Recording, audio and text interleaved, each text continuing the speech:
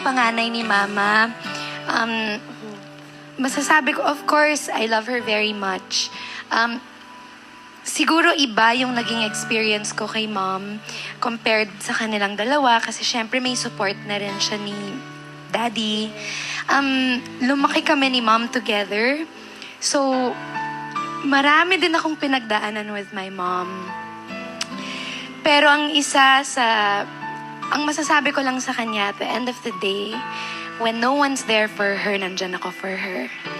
And, iba yung pinagdaanan namin ni Mama together kasi single mom siya. I let her know na no matter what, she's my one and only mom.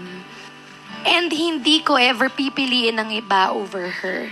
Kasi siguro may mga times na nararamdaman niya na mas close ako sa father ko or mas close ako sa lola ko. Ang wish ko lang na sobrang maging mas okay yung relationship namin. Ngayon na, siya na lang talaga yung mother figure or mother ko talaga na nandito sa mundo. Correct. So, super ko siya love. Mom, we are always here for you. And you gave me so much of your youth.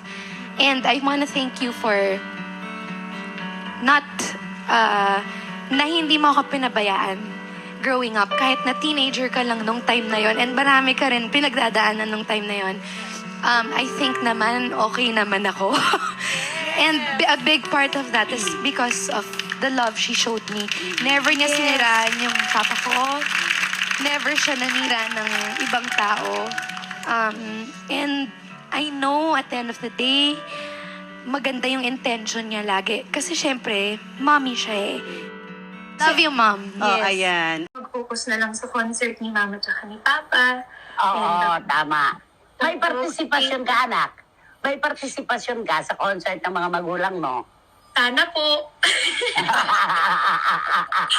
Kasi po, bukas sa mga tao, concert siya. Pero sa buhay ko, totoong buhay ko po ito. Oo, sabi mo nga, yung pangarap mo, yung wish mo, na sana magkaroon sila ng chance na merong communication, nagkakasundo. Sana ito na yung simula. Diba?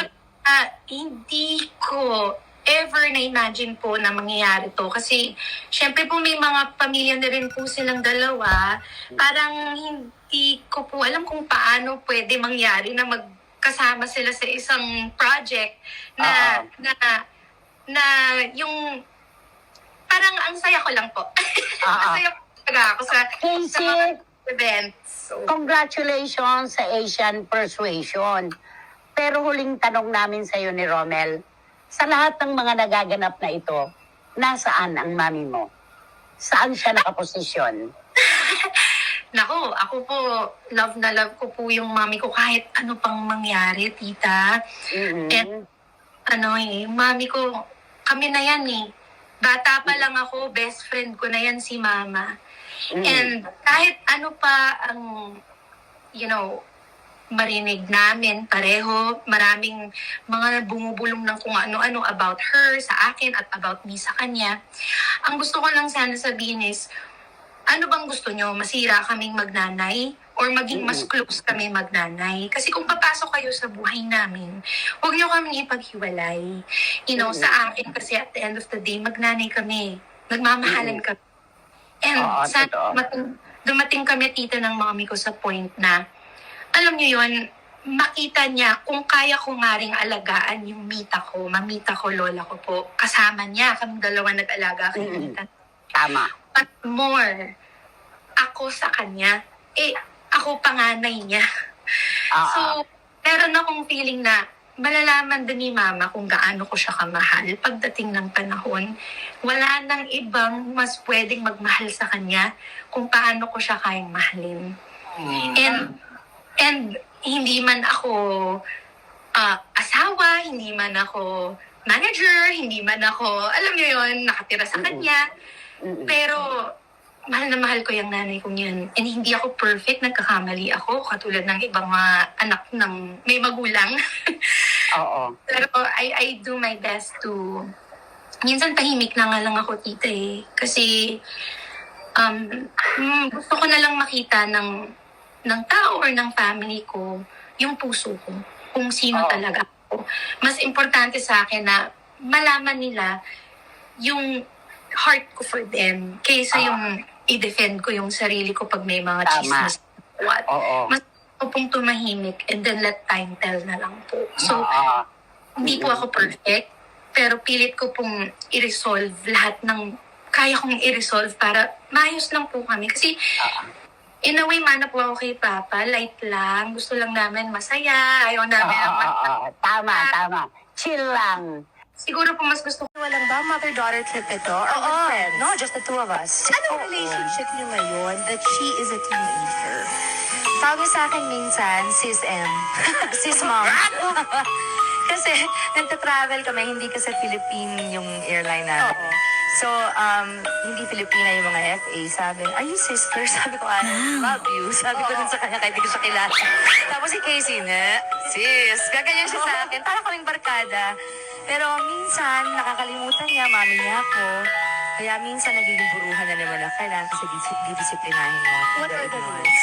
Well, typical na ibibigay mo sa isang 14-year-old. You can use the phone as long as you want, but at a certain time, you have to be off it. Or I'm taking the phone ng mga 11. Okay. Pag walang pasok, sobra na nga yun eh. You grew up under a very strict household. Yeah. Strict ang dad mo, Sobra super naman. protective, and also your mom. Kasi ikaw talaga yung princess ng bahay. Did you learn from that? Yeah, I appreciate it now that I'm older, but I'm not that strict. ka talaga eh, Oo, diba? I'm not that strict with my daughter. I have to, of course, I said to myself, I have to give my daughter this feeling that I trust her. She's a smart girl, you know, she knows it. Mom, I'm only young one, so I'm gonna make the most out of it. Boys can wait. She's like that.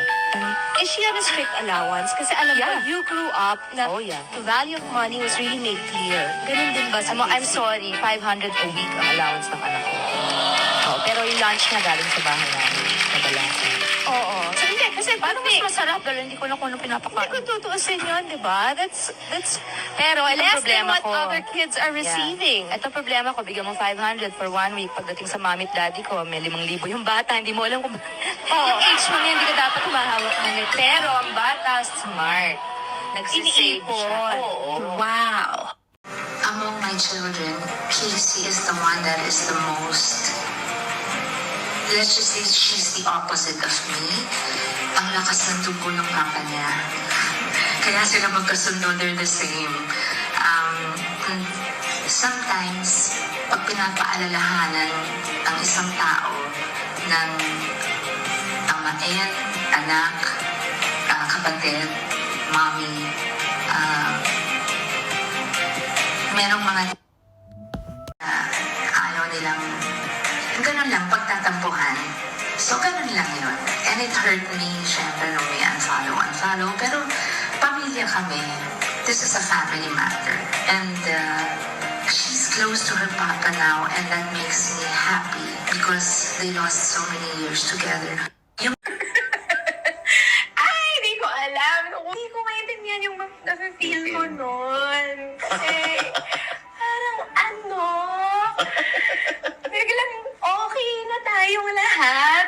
All this time, parang hindi tayo nagsasama sa isang place, hindi tayo pwedeng magkasabay sa isang event. Kasi, syempre, sensitive topic siguro. Kasi nga, sa history nila. So, biglang parang isang ganun lang magko-concert. And di ba, tito, sa stage, isipin mo, yung spotlight, hindi mo nakikita yung audience, madilim. Na-imagine ko na sa kaliwa ko, yung tatay ko, sa kanan ko, nanay ko, tapos ako. Anong nangyari? Parang first time yon. Hindi ko alam kung ano yung feeling. Parang may excite ba ako? Maiiyak ba ako? Maaano ba ako? Parang it's a show for other people, but it's real life for me. Balitaan mo magko-concert ang Nag-iisang anak nila. Mahirap kasi yung may family mommy ko, may family papa ko. Parang nag-iisa lang ako dun sa box na yun. I just want them to be like na anak, diba? Pero ang dami-dami mong naturo sa akin. Maayos mo akong pinalaki at lahat ng mga tinuro mo sa akin, i-apply ko sa buhay ko at ituturo